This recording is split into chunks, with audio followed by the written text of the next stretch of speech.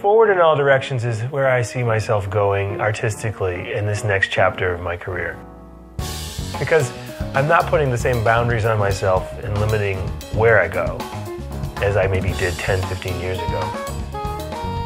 But also I think the way in which I go about doing things artistically is much more receptive to my own ability to blend things. I think possibly one of my strengths is being able to create a sound or create a texture that is drawing from multiple traditions, drawing from multiple sensibilities. I think doing so is kind of central to my, being. The first Dapp Theory recording technically was New Age of Aquarius, which came out in 1999. And so I guess with the release of this new recording, Forward in All Directions, it kind of marks the 15-year anniversary of the continuing saga of what this group is to me. So in that regard, it's a celebration, it's an anniversary, it's a milestone. But it is also a reflection of, I think, the changing times for artists and the way in which we create and the way in which we see our creative ambitions come to fruition into the world. One of the challenges is that I often compose music I have difficulty playing, and without a lot of rehearsal time or gigs, it's interesting to kind of go into the studio and perform something that you barely know yourself. Fortunately for this recording, most of the music we'd had an opportunity to get inside of. There are a couple newer pieces of music that took some doing, and I'm really still quite happy with how they came across, and that's a testament to these guys in this group, because they learn things so quickly. There's a piece of music here, the opening track, Hopscotch. I can't believe we played it. I think it's one of the strongest pieces on the recording, and that's why I chose to open the CD with it.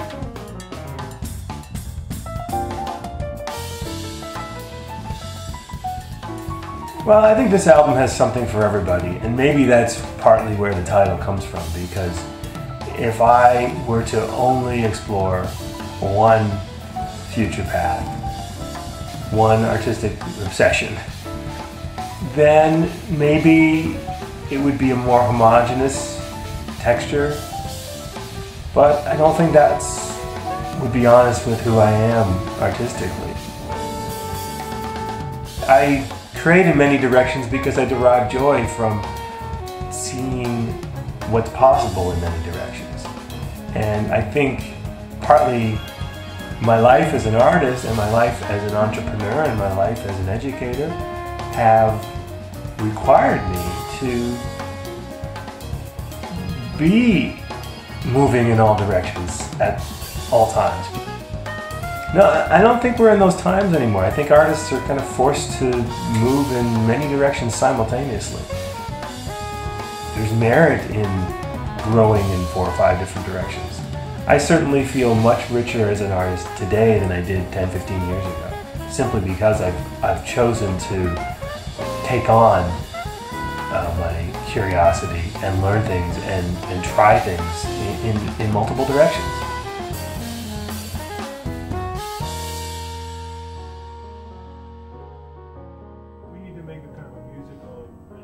Well, I guess the initial planning for this recording happened very quickly, because the original sort of flash of inspiration to say this must happen happened early in 2012.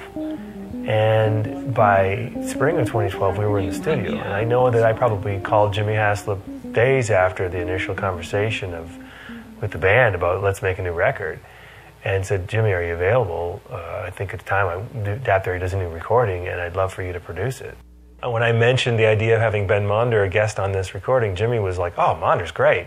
And I thought, wow, okay, so Jimmy's down with Monder, I'm down with Monder. I hope Monder's down with us. And especially because this other thing is, I mean, that's the thought. I approached Jimmy about producing this recording around the same time he was getting ready to leave the Yellow Jackets. And so he actually had time on his hands to explore doing things like producing this recording. Part of the reason why I was so stoked that the sort of timing came together for him to be able to produce this recording was because it's nice to have someone who isn't in the band making production decisions for you as you're recording and as you're rehearsing and making on-the-fly arrangement changes.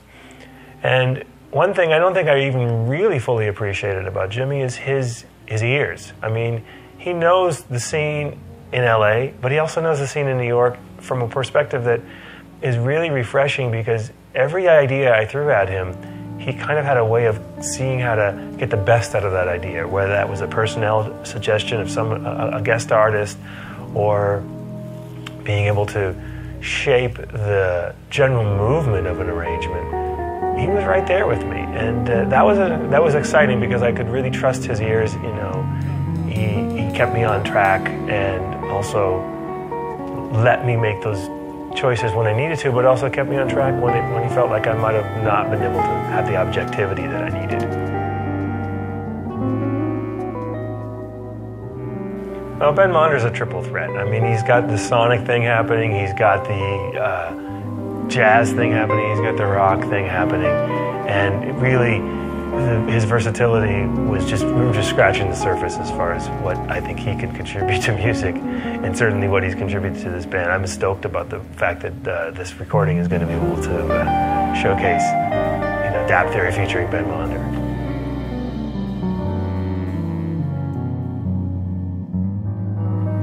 A lot of the times when I'm composing, I'm walking around my house singing different melodic fragments. They can take on a vocal quality if that's what I'm hearing.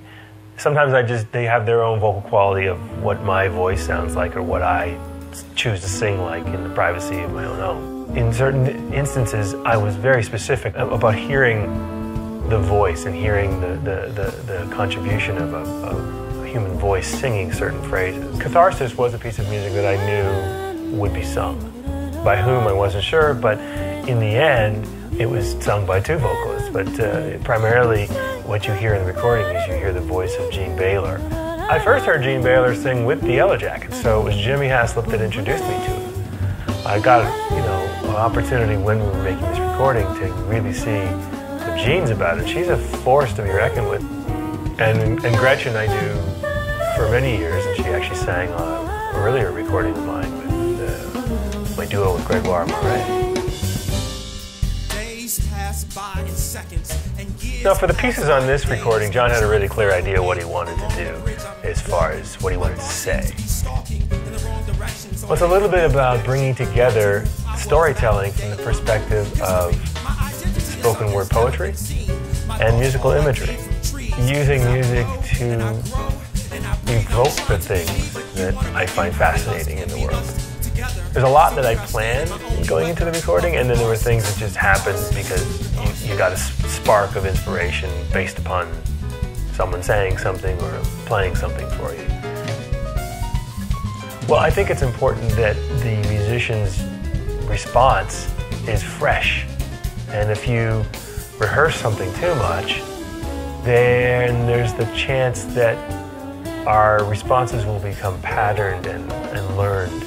And I think in recording, there's always a risk that could happen if you do several takes of a piece of music. So there's striking a balance between, okay, we expect we're going to do this, and we know that this is coming next, and then leaving it to the way my musicians kind of constantly throw me new pieces of information to process, and vice versa. And so I think a lot of what we've managed to get down and record here and save for posterity reflects a lot of that dynamic which happens both live on stage and in the studio live.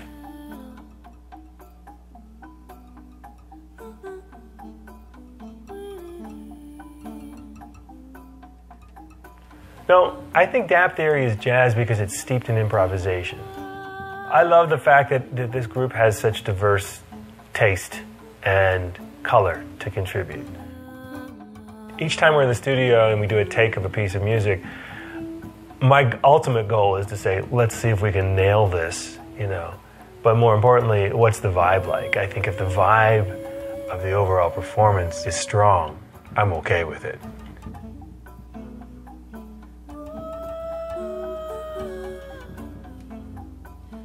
It's a special group to me because everybody understands what I'm trying to do musically, and they trust me, and they give 110%, and I'm really excited that this record's finally coming into the world. It's taken a little longer than I would have liked, but nonetheless, it's here.